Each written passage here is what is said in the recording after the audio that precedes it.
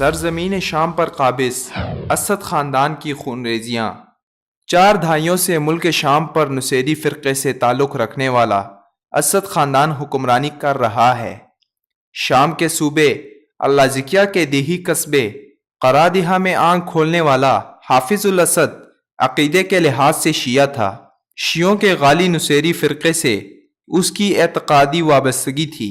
بچپن سے ہی فرقہ وارانہ سیاست میں دلچسپی لی اور اپنے مذموم مقاصد کے حصول کے لیے مختلف پلیٹ فارم کا انتخاب کیا۔ جب بعض عرب ممالک میں قوم پرست باس پارٹی نے قدم جمانا شروع کیے تو حافظ الاسد بھی 1946 کو اللذکیہ میں باس پارٹی کی مقامی باڈی سے وابستہ ہوئے۔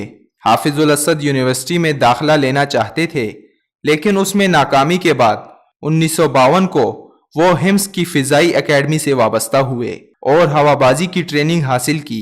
حافظ الاسد باس پارٹی کی چھتری تلے مختلف سازشوں میں کامیابی کے بعد سنہ 1964 کو شام کی فضائیہ کے کمانڈر ان چیف بنے۔ سنہ 1967 کی عرب اسرائیل جنگ میں حافظ الاسد نے گولان کی بلند ترین پہاڑیاں منصوبہ بند ساز باز کے تحت اسرائیل کے حوالے کی تاکہ میدان جنگ میں وہ عرب ممالک کو بآسانی شکست دے سکیں۔ وزارت دفاع پر براجمان ہونے کے ساتھ ہی حافظ الاسد نے ترجیحی بنیادوں پر نصیری فرقے سے تعلق رکھنے والے نوجوانوں کو بطور کمیشن آفیسر بھرتی کرنا شروع کیا، اور یوں جلد ہی انہوں نے شام جیسے سنی اکثریتی ملک کو نصیری اسٹیٹ بنانے کے لیے کوششیں تیز کیں۔ جب فوج میں ایک خاص منصوبہ بندی کے تحت اعلیٰ عہدوں تک اپنے ہم منصب نصیری افسران کو پہنچایا اور اپنی فرقہ وارانہ پوزیشن مستحکم کی تو 1970 میں زمام حکومت پر قبضہ کیا اور یوں 90% سنی آبادی پر 10% نصیریوں کو مسلط کر دیا۔ جب حکومت پر نصیری علوی مسلط ہوئے تو انہوں نے اہل سنت کی زندگیوں کو اجیرن کر دیا، ان پر مظالم کے پہاڑ ڈھائے، زندگی کی سہولیات ان سے چھیننے کی ہر ممکن کوشش کی۔ سنہ 2000 کو حافظ الاسد کی وفات ہوئی، جس کے بعد اس کے سفاک ترین بیٹے بشار الاسد نے عنان حکومت سنبھالی۔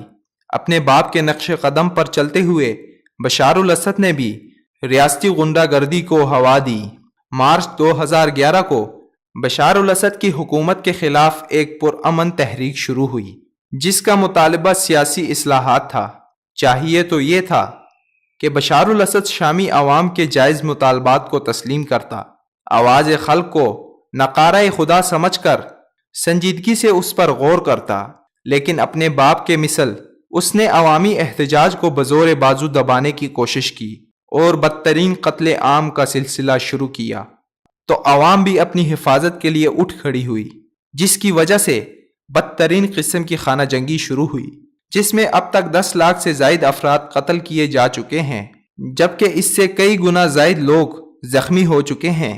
60 لاکھ سے زائد شامی مختلف ممالک میں مہاجرت کی زندگی گزار رہے ہیں، جبکہ اس سے زائد ملک کے اندر ہی مہاجر ہو چکے ہیں۔ شام میں بدترین قتل و غارت کے نئے ریکارڈ قائم ہو رہے ہیں۔ ایران، روس اور امریکہ کی مدد سے بشار الاسد شامی مسلمانوں کا جینا دوبر کیے ہوئے ہے۔ چاہیے تو یہ کہ انسانیت کے ناطے وہ اس خونی کھیل سے باز آتا، لیکن انسانیت کے لبادے میں چھپے بیڑیے کے کان پر جوں تک نہیں رینگتی۔ ہسپانوی اخبار ایل پیس کو انٹرویو دیتے ہوئے اس نے کہا کہ انہیں آج کے بعد 10 سال تک شام کے نجات دہندہ کے طور پر یاد رکھا جائے۔ ایک طرف وہ تاریخ کا بدترین قتل عام کر رہا ہے، جبکہ دوسری طرف وہ اپنے آپ کو نجات دہندہ باور کرا رہا ہے۔